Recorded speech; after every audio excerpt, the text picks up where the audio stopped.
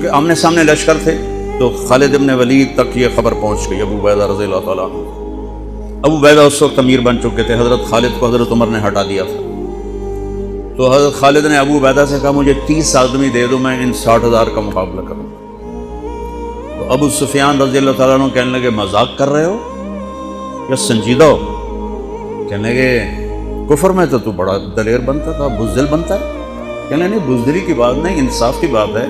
اگر تم نے کوئی جوہر دکھانا ہے تو 60 تو کرو، ایک کے مقابلے میں 1000۔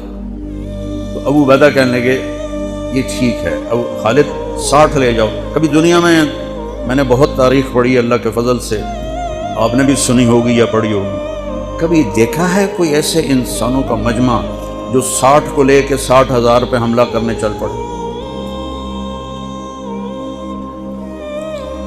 تو ابو عبیدہ کہنے لگے خالد تو ہی چناؤ کر لے، پھر کس کو لے جائے گا؟ تو انہوں نے کہا ابو عبیدہ میں ایسے لوگوں کو اس لشکر میں جانتا ہوں کہ جب وہ کسی بات کے لیے یوں ہاتھ اٹھاتے ہیں تو ان کے ہاتھ کبھی اللہ خالی نہیں لوٹاتا۔ یہ نبی کی محنت، بڑے بڑے مرکز بنانا تو ضروریات میں سے ہے، کام میں سے نہیں، ضروریات ہے، کام کی ضروریات میں سے ہے۔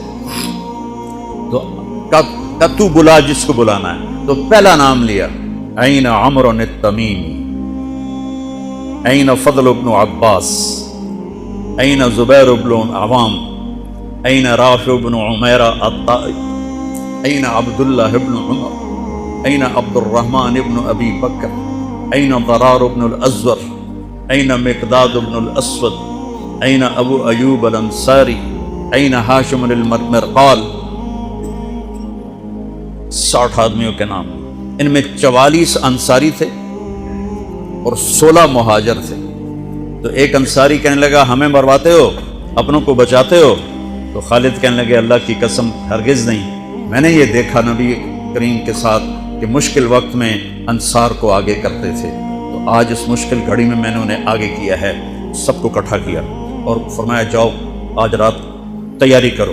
کیا تیاری تھی؟ ساری رات یہ نفلوں میں اور رونے میں، نفلوں میں اور رونے میں۔ جب صبح ہوئی تو سب سے پہلے خالد ابن ولید زرہ پہن کر باہر نکلے، تو انہوں نے دیکھا حضرت زبیر ابن عوام کو، ان کی بیوی حضرت اسماء ابو بکر کی بیٹی، انہوں نے اب گھوڑے کی لگام اپنے خامند کی پکڑی ہوئی۔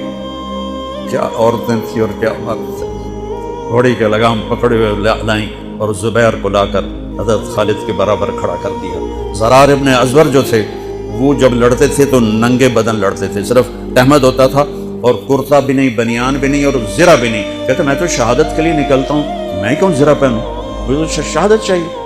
اور نیزے سے لڑتے تھے، تلوار سے نہیں۔ تو وہ اسی طرح آ گئے، نیزہ لیے اور ننگے بدن، آپ نے کہا واپس جاؤ، زرہ پہنو، تلوار لے کر آؤ، آج نیزہ کام نہیں آئے گا، آج تلوار کام آئے گی۔ اور یہ 60 آدمی، زمین آسمان نے آج تک ایسا منظر نہ دیکھا نہ دیکھے گی۔ جب جبلہ نے دیکھا کہ 60 آدمی آ رہے ہیں، کہنے لگا ویکھیا ڈر گئے نا، ہن آمدے پن میرے نال منتاں کرن جی صلح کر لو، اسی جی لڑن جوگے نہیں رہ گئے ہیں، مہربانی کرو ساڈے نال صلح کرو، میں انہاں نوں دھوں دے دیونا آج، ایڈیاں وڈیاں شرطاں میں رکھنیاں نا، انہاں دے نک زمین تے جا لگنے۔